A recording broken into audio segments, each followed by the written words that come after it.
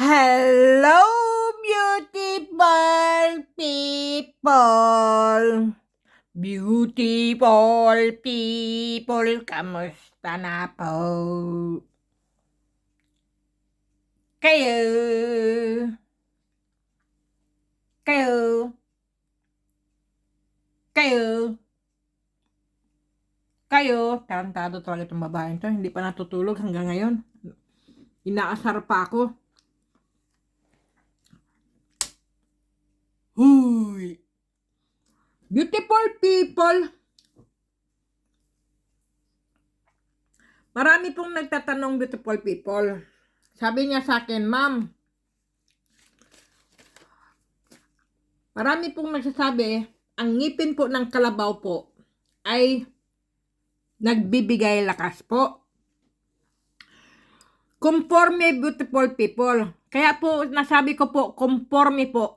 Halimbawa, beautiful people, kung ang inyong ngipin ng kalabaw po, nabigay lang po, at hindi nyo naman po mismo nakuha po, ay wala po talagang epektibo po yan.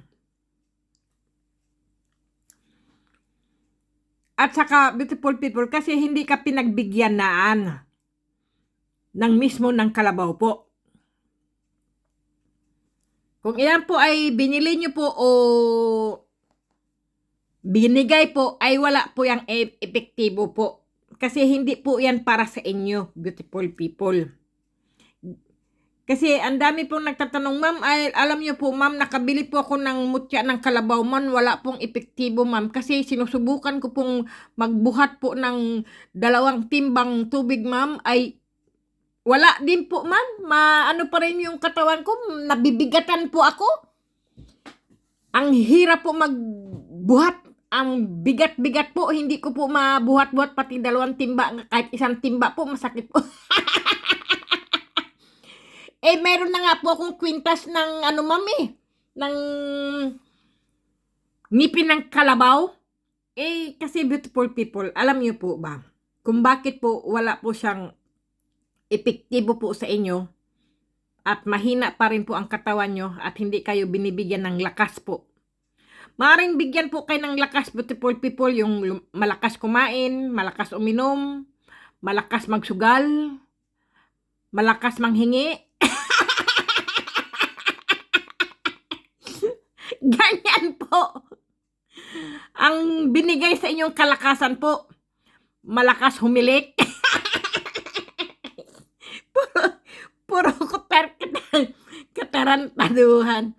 Sandali lang, makainom nga lang po ng tubig. Ako'y natatawa sa inyong beautiful people, oy.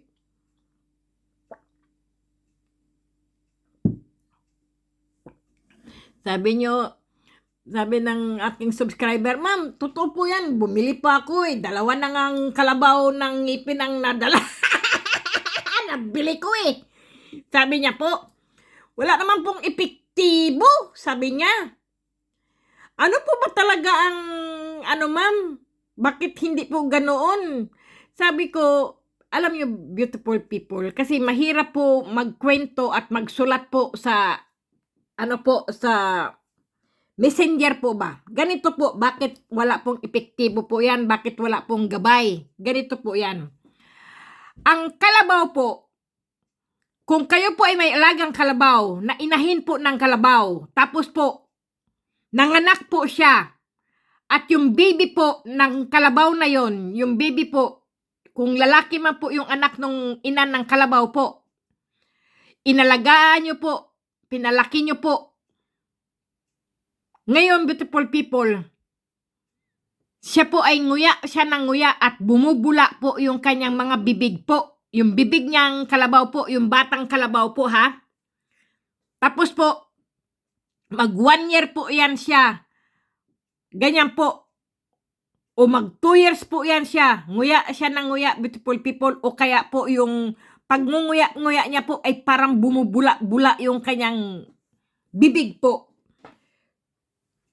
Tiyak! Susundan nyo po at babantayan nyo po. Kung kakain po siya o iinom po siya ng tubig, beautiful people, lagi nyo po tatandaan. Titingnan nyo po kung baka po nalagasan po siya ng ngipin po. Ngayon, hindi niyo po yan pupulutin ng inyong kamay o ng daliri niyo po kung kayo po ay nakakita po ng mutya o agimat o ngipin po ng kalabaw. Kasi po yan ay magiging agimat nyo na po yan. Yan po ay magiging anting-anting nyo po yan eh. Ang pagkuha po kasi ng ngipin po ng kalabaw, beautiful people, kundi mismo ang ngipin nyo rin po o bibig nyo po ang kukuha niyan. Hindi po kinakamay at hindi nyo po yan, ganun po talaga. Kasi po, alam nyo naman po, kung minsan po, ang aso rin po o tuta po, minsan po nalalagasan sila ng ngipin po kasi nagpapalit po yung kanilang ngipin po, unang lagas po ng ngipin. Kagaya din po yan ng tao, beautiful people, ang mga bata po, pinanganak walang ngipin po. Pagkatapos po, mga 1 taon, 2 taon, nagkakaroon din po ang bata ng ngipin po. At pagka sila ay na po, yung na po yan, mag-8 o 7 o kung ilang taon na po sila o 10 taon po, parang nabubungi po yan, parang umaano po yung kanilang mga ngipin, lalo na pagka ang 3 years old, 5 years old po, ang kanilang mga ngipin po ay bakil-bakil, bumabakil po ba? Ano ba bakil sa ano? Yung po bang, nag-aano po ba siya yung lumalambot na po ba pagka inaano po ng ating daliri? Ganyan po, lumalambot po yung ngipin, tas pwede natin bunutin po, lalagyan po pang natin ng yan po ng sinulid po. Yan po.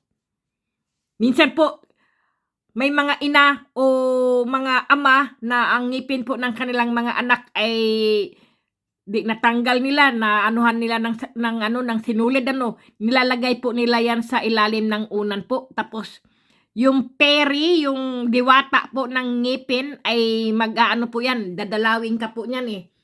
Kumbaga, bibigyan ka pa nga ng pera kung ang batang iyon ay, aywan ko lang po kung mabait siya o ay bibigyan siya ng peri ng ginto o kung ano man po, kapalit po nung ngipin na iyon. Kasi po, ganun daw po yun eh. Ngayon, beautiful people, gaya po ng kalabaw po. Kung ang inyong kalabaw, ang alaga nyo pong kalabaw ay nanganak po, yung baby po noon, kung ang baby po niya ay lalaki po, yung lalaking baby ng kalabaw na yon ay lumaki po. Tapos po, naging matigas, malikas, maganda na ang pangangatawan. Siguro, siguro, hindi ko po alam kung 2 years, 3 years, 5 years, nalalagas po ang kanilang mga ngipin po ng kalabaw po. Lalo na pag, alam nyo po, ang po niyan, ang sinyalis po ng kalabaw na nalalagasan na po siya ng ngipin po kapag po ngumunguya po siya, parang bumubula po yung kanyang bibig po. Sinyalis po yan na malalagas po yung ngipin niya. Para ba, kumbaga po sa mga baby sanggol, umiiyak po sila, nilalagnat po sila dahil po sa kanilang mga ngipin na tumutubo po. Pero ang kalabaw po, yan po ay bumubula po ang kanilang mga bibig, beautiful people. Ganyan po ang mga kalabaw. Ngayon po, pag kumagat po yan o kumain po yan ng kung anong klase po, malalaglag po ang kanilang ngipin po isa. Yun po ang dapat nyo pong kunin. Pero never nyo yan po ipagsasabi po. At never nyo rin po yan kukunin ng inyong mga kamay, beautiful people. Titingnan nyo po talaga. Pag may nakita po kayo na may ngipin po sa damuhan, na alam nyo po may mga kalabaw doon, tsak, yan po ay ngipin po ng kalabaw po na nalagas po. Ngayon, beautiful people, hindi nyo po yan pupulutin, kundi ang pupulot po niyan, kundi ang inyong bibig po. Kakagatin nyo po yan, iuuwi nyo po yan. Tapos po, ilalagay nyo po yan sa, sa tubig po na malinis po, huhugasan nyo po yan. Pagkatapos po, ilalagay nyo po yan sa itim na pouch po. Ganyan po ang ibig sabihin ng mga ngipin ng kalabaw po. Kasi karamihan po, ang dami po nagtatanong talaga ay ganun po. At ito pa po, beautiful people, ang pangalawa ko pong maibibigay ko rin pong swerte po sa inyo, beautiful people ha. Kung kayo po ay may mga negosyo o maliliit na tindahan po o nagsisimula magtindahan po, kung alam nyo po ang damo na amorsiko po, yung amorsiko po, ang tawag po sa atin ay amorsiko po. Kung kayo po ay pupunta ng bukid, bundok po, o maglalaro ka po sa bundok o sa bukid po, alam nyo po, yung amorsiko po yun, yung dumidikit po sa ating damit, sa palda, sa pantalon po, yung amorsiko po yun. Yung damo na yun po, kumuha po kayo, humarbis po kayo ng isang kumpol po ng ganyan ng inyong kamay po. Kunin nyo po yan. Tanggalin nyo po. Siyempre para po kayong umaani po ng palay po. Yung amorsiko lang po ang kunin nyo. Mag-harvest po kayo. Pag alam nyo po ang amorsiko po, nahawakan nyo na po, ganyang kakapal po. Talian nyo po, ang ipantatali nyo po, yung dahon po ng saging po. Yung balani po, yun po. Ngayon po, yun po ang i-display nyo po sa inyong tindahan, beautiful people. Kasi po, ang amorsiko po, kahit anong klase po ay dumidikit po yan, parang magnet po yan. Yan po ay humahatak din po at parang pong minamagnet din po ang inyong mga customer, beautiful people. Wala pa pong nakakaalam yan. Ako lang po ang nag-ano po niyaan. Pero ewan ko lang po, baka sa iba po ay alam na rin po nila. Kasi po, totoo po yan. Ang amorsiko po ay yan po ang nagpapaswerte po sa mga tindahan po. Lalo na po yung may mga tindahan po. Tapos kaya ko po, sabi ko po yan, naalala ko lang po yung aming yung classmate ko po ba yun o kapitbahay po. Bata pa po ako. Meron po silang, may tindahan po sila. Ang dami pong bumibili. Tapos po, akala ko po, palay po yung nahandoon po, nakakasabit po sa kanilang tindahan. Yun pala po, naalala ko po pala, amorsiko pala po yun. Kasi po, sabi ng ng kapatid niya, amorsiko yan, iyan yung dumidikit sa, sa damit, sa palda, sa pantalon, sa kahit kapag ikaw ay nagligid-ligid ka sa mga bukiran, o kaya sa mga kung nung damuhan, yan po, tumatakbo ka, tapos, minsan nga po, kahit po sa binti natin, pag wala tayong, pantalon, dumidikit din pati sa ating mga binti, sa ating balat po ba, yung amorsiko po, kasi parang tumutusok po yan Ganon, beautiful people. Yung amorsiko na damo na yung, kunin nyo po yun, pag nakaharvest po kayo, ganito po, isang kamay ay hindi po, kailangan po ang pag-harvest nyo po, marami po, pagka 2 kumpul na po ng inyong kamay po, talian nyo po yun. Kasi po, kumbaga po, ang pera po ay halos nasa inyo na pong mga palad po, nasa inyong mga kamay na po. Kaya kung kayo po ay may mga amorsiko po, tandaan nyo po amorsiko po ang tawag sa atin Hindi ko po alam kung sa Tagalog amorsiko o sa Bisaya rin po ay amorsiko po. Yung pong damo na dumidikit po ba sa ating palda, sa ating mga sa ating pantalon, o kahit po, basta yung damo na yun dumidikit po. Minsan tumutusok po yan, ang sakit-sakit minsan po Tapos tatanggalin pa nga natin sa palda natin, isa-isa ganyan po, ginaganon-ganon natin. Yun po ang kukunin nyo po. Pero mag-ingat din po kayo, mag-one-piece din po kayo kung kukuha kayo. Kasi minsan po, para matalahib po yan, para po bang po yan, yung magkasugat-sugat din po ba kayo. Kasi po, ingat din po, yan po, iingatan nyo po. Ngayon po ay tatalian nyo po siya ng dahon po ng, yung po ng saging po, balani. Yun po, itali nyo po yan. Tapos po, nyo po siya na nakatayo po. Halimbawa po, ganito halimbawa po, paano ko ba maipano sa inyo? Halimbawa po, nakuha nyo na po, ito po yung amorsiko po na damo. Ganito po, itatayo nyo po ng pagganito, beautiful people. Hindi po pag ganyan hindi po nakaganyan ang amorsiko, kundi nahandito po yung tali ng amorsiko po, ganyan po, itatayo nyo po yan. Itatali nyo po yan sa inyong tindahan po. Ganyan po. Hayaan nyo po magsilaglagan po sila kung po. Minsan po nalalaglag po, pero yung iba po ay binabalot po nila ng plastic po. Halimbawa po, ito yung damo ng amorsiko po. Lalagyan po nila ng plastic po yan. Tapos po, itatali po, nakatali po yan, beautiful people, ng ano ha, ng balani po ba, yung saging. Yung ano, hindi po dahon ng saging, kundi yung kanyang balani po. Alam nyo naman yung balani. Yung katawan po ba ng saging. Yan, talian nyo po ng ganyan, iganyan nyo po. Tapos patayo po ganyan. Kung pwede po, lagyan nyo po ng plastic po. At ano nyo po, ilagay nyo po sa, ano po, sa inyong tindahan po. Na nakatayo pong ganyan o ganyan po. Basta wag lang po nakaganito po. Kasi maglaglagan po kasi yung mga ano yun, amorsiko. Pero pag ganito po ay sapong-sapo po niya. Sapong-sapo po niya ba ang ano po ng amorsiko po. Ganyan po. Maglaglagan man po siya ay naka-plastic naman po. Pero ang plastic po, beautiful people, yung plastic na puti po ha. Yung ano tawag nun? Yung nakikita po ba siya? Gaya po ng ganitong mga plastic po. Ganito po ang plastic. Ganyan po. Kitang-kita po siya. Ganyan po. Maganda po yan sa tindahan, beautiful people. Para po siya nang hahalina po ng mga customer po. Nang aakit, minamagnet niya po yan. Didikit at pabalik-balik po ang mga customer po. Ganyan po kasi ang amorseko, beautiful people. Totoo po yan.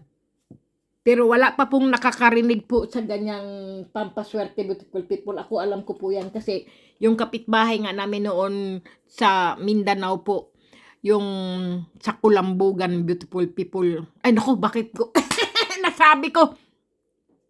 Tindahan niya po yan. May tindahan na po siya sa bahay. May tindahan pa po siya doon sa, ano po, sa Talipapa po ba? May tindahan kahit saan po. Marami po siyang tindahan. Ang dami niya pong business. Pero ano po siya ha? Maranao po ba siya? Muslim po siya, Muslim. Hindi po siya Katoliko, beautiful people. Muslim po siya kasi ang kaklasmate ko lang po kasi nagsabi noon, bata po ako eh. Sabi niya, yan ay amorseko ni. Pinagkukuha namin yan. Hindi po alam ng kaklasmate ko, yun pala ay pampaswerte pala ng tatay niya po yun.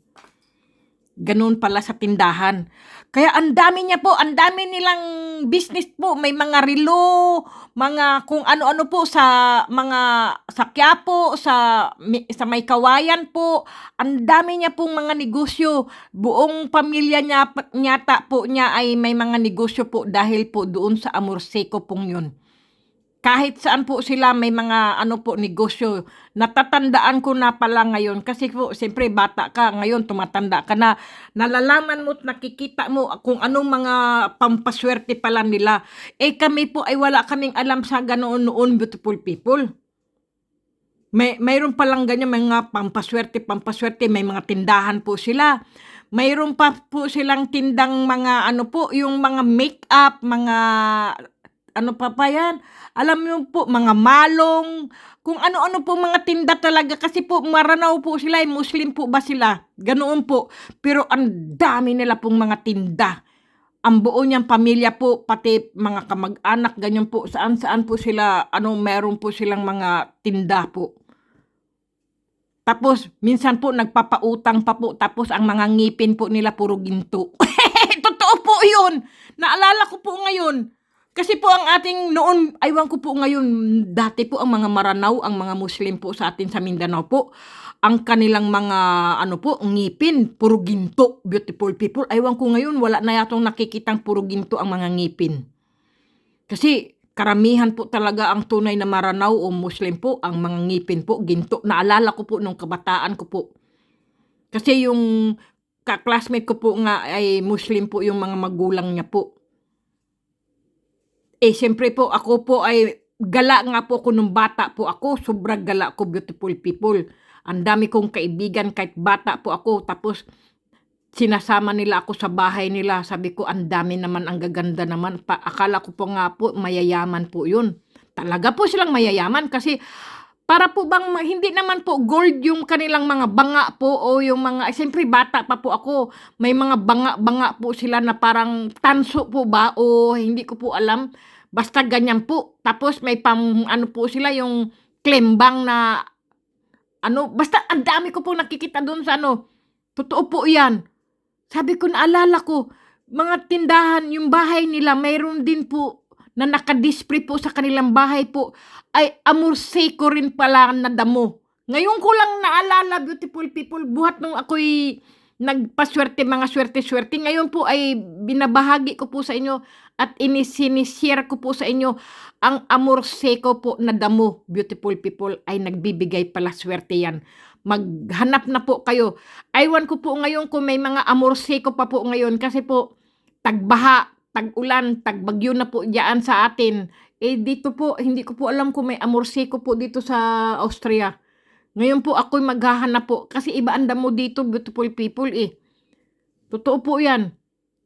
Yun pala ang Amor Seco po para pong tumutusok sa inyong mga damit po at saka pantalon po. Yan po ang tinatawag na Amor Seco na damo po. Yan pala ang hahanapin nyo, beautiful people. Totoo po yan. Swerte pala sa negosyo yan at saka sa tindahan po. Lalo na po sa mga grocery po. Diyos ko po. Doon ko po nalaman talaga. Ngayon ko po naisip iyon. Grabe. Sige nga, beautiful people. Good night na po. Ako po ay kumakain ng tinapay. Diyos ko po. Gusto ko lang po talaga na, kasi po sa panahon po talaga ngayon, beautiful people, kailangan natin na maging wais tayo, na may mga pampaswerte po tayo, pero ang pampaswerte po natin, never natin pinagsasabihan, beautiful people. At hindi nyo po yan dapat ipinapaalam po sa iba po kung ano man. Gaya po ng kaibigan ko nga po hindi niya po alam na iyon ay pampaswerte po. Pero ang lolo lang niya at saka ang tatay niya, lahat ng bahay may mga Amor Seco po sila. Grabe, ganun pala yun. Yung pala yung nagtatawag at nag-aakit pala ang Amor Seco ng swerte. Lalo na sa mga negosyo po. Totoo pala yun. Ngayon, nalalam ko na sabi ko, bakit nga ako sa Amor Seco? Yung pala, pampaswerte pala yun. Kaya sabi ko, ay, nga sa tindahan pala, pag may Amor Seco ka, ay swerte pala yun.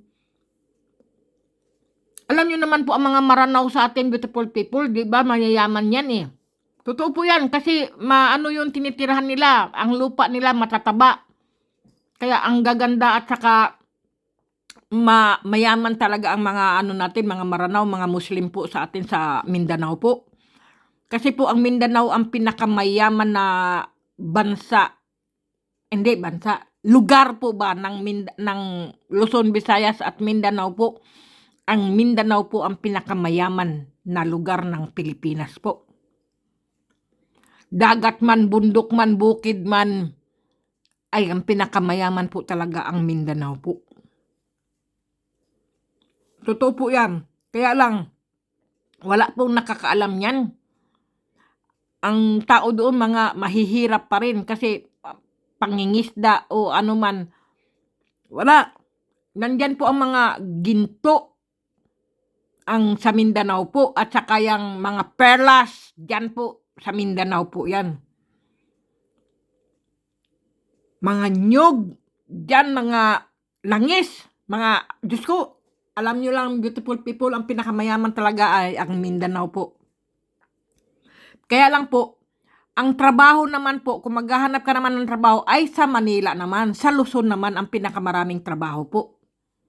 Pero ang pinakamayaman talaga, daming pong ang yumayaman po diyan, ang lalo po ang lumayaman, ang mga mayayaman po. Ang mga mahihirap naman ay lalong naghihirap. Yan po talaga. Totoo po yan, beautiful people, sabi ko sa inyo. Kung sino yung mahirap, ay lalong mahirap. Kung sino yung mayaman, ay lalong yumayaman. Ganyan po talaga ang buhay. Pero meron pong mahirap na yumaman, beautiful people, dahil masipag po siya at masikap at maidiya po siya at wais po siya. Yun ang kanyang yun ang nagpayaman po sa kanya dahil siya ay mayaman, pati utak niya po ay kumikilos, nagtatrabaho po talaga. Mga ideya niya po, mga pampaswerte po. Naghahanap po siya talaga ng mga anting-anting o agimat po para siya ay swertihin. Ganyan lang. Naku, sininok na ako. Sandali lang po. Ay, pag sininok po ako, totoo po yung sinasabi ko, beautiful people. Totoo po yan. Pag ako'y sininok, ang sinasabi ko po ay totoo. Kung kayo po ay meron po kayong makuhang amorseko po sa mga talahiban, sa mga damuhan po.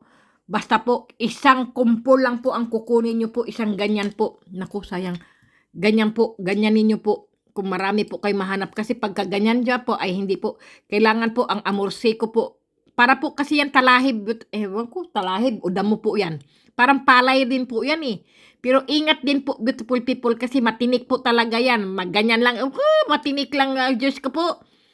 Maggulong-gulong ka nga po dyan eh. Masakit na po sa ano po eh. Sa mga damit mo, didikit yan. Ang hirap tanggalin po yan. Lalo't lalabhan mo yan. Pag nilabhan mo yung mga damit na yan na hindi mo tinanggal, magkatusok-tusok sa mga daliri mo po yan eh.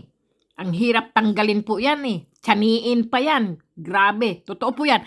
Yan po ang nagbibigay swerte po. Mayroon po akong kilalang ganyan. Kaya po sila ay yumaman. Ngayon po, natatandaan ko po kasi bata pa po ako, mayroon po silang ganun sa bahay nila. Yun pala ang naalala ko. Kasi po, minsan po naalala ko nung kabataan ko po. Masarap po kasing alalahanin po yung kabataan ko, beautiful people eh. Kasi nung kabataan ko, wala po akong, pati magulang ko, hindi nagbabayad ng mga resibo eh. Walang resibong sa tubig, walang resibo sa kuryente, walang resibo sa bahay. Ako dito, puro resibo. Diyos ko po. Tingnan nyo ha, ano pa lang ngayon, 27, 28 na. Ang resibo po ay nahandoon na po. Nandyan na po sa aking bag. Kung gusto ko lang ipakita sa inyo, papakita ko po. Kaya lang po ay may mga number po kasi hindi po pwede eh. Kasi alam nyo naman po, pagka may number po ang mga resibo ay hindi po dapat ipapakita dahil po baka kopyahin po ba. At baguhin kung ano man po ay, kahit po yan resibo ay bawal po yan ipakita po sa video po. Kaya yun po. Kaya sabi ko, sabi ko noon, alala ko, wala kaming mga problema sa bayarin sa tubig, sa kuryente, sa bahay. Ako, Diyos ko, kung kailangan tumanda ay marami pong bayaran. Pero yung mga tao ay nagsiyamanan. Tapos ngayon ay Diyos ko po, totoo po yan, beautiful people. Ngayon ang akin naman ay siyempre po nagbablog ko, gusto ko po sinishare ko po ang mga nalalaman ko kung paano sila yumaman, paano sila siniwerte po ba sa negosyo o sa tindahan po. Totoo po yan, beautiful people. Sige na, beautiful people, good night na po. Ingat po kayo at sana po nasa mabuti po kayong kalusugan at kalagayan po, at ang aking pong sinasabi po ay gabay lamang, beautiful people, sa mga naniniwala po, at sa hindi naman po naniniwala ay okay po. Okay lang po kasi beautiful people, alam nyo naman po, nasa inyo pa rin po ang desisyon kung kayo po ay maniwala o hindi po, okay? Kung hindi naman po ay sinabi ko po sa umpisa at sa huli po, sa ibang video at sa ibang channel po kayo manood, wag po sa akin kasi po mamaya magsalita po kayo ng masama po ba, magsalita po kayo ng nakasakit po sa akin. Siyempre po, mayroon din po akong puso't damdamin. Ako po ay masasaktan din po. Sino po ang nagkasala? Kayo po, kasi nagsalita kayo ng masama sa kapwa, di ba? O sige na, beautiful people. Good night na, beautiful people. Oy, gabing-gabi na talaga. Good luck, beautiful people. Maraming salamat sa wala nyong sawang panunood po sa aking video po. Isinishare ko lang po talaga kung paano tayo swertehin. Kasi po lahat naman po tayo ay gusto nating umasenso, gusto nating yumaman, gumanda at gumaan ang ating buhay po. At paano tayo palaguin ang ating mga tinda, ang ating mga negosyo po ba. Ganyan lang po. Kaya ako po ay mahilig po ako mag-share kung ano po yung nalalaman ko po. Okay, beautiful people? Kasi po, mas maraming nalalaman, gumaganda po ang buhay. Yung isinishare nyo po ba? At mayroong nakikinig, may nanonood po. Yan po, marami tayong nalalaman. Nahahasa po yung ating kaalaman, kumbaga po ba? Diba? Beautiful people? Kaya, sige na, beautiful people, maraming salamat sa walang sawa yung panonood sa akin. At ako'y nagpapasalamat sa mga hindi nag-i-skip ng aking ads at ng aking video po. Maraming salamat. At shout out po sa inyong lahat, beautiful people, kasi hindi na ako nagsa-shout out ngayon kasi po, alam nyo po, 8 oras po akong nagtatrabaho po. Pagkatapos po, pagdating ay ano po ako yung mag-vlogs po. Pagod na rin po at saka kilala nyo naman po ang inyong mga sarili niya, beautiful people. Basta pag sinabi ko po, lahat kayo ay shout out po. Lahat sa inyo, shout out po. Kilala nyo na po kung sino-sino po kayo. Okay, beautiful people. Maraming salamat, beautiful people. Good night po.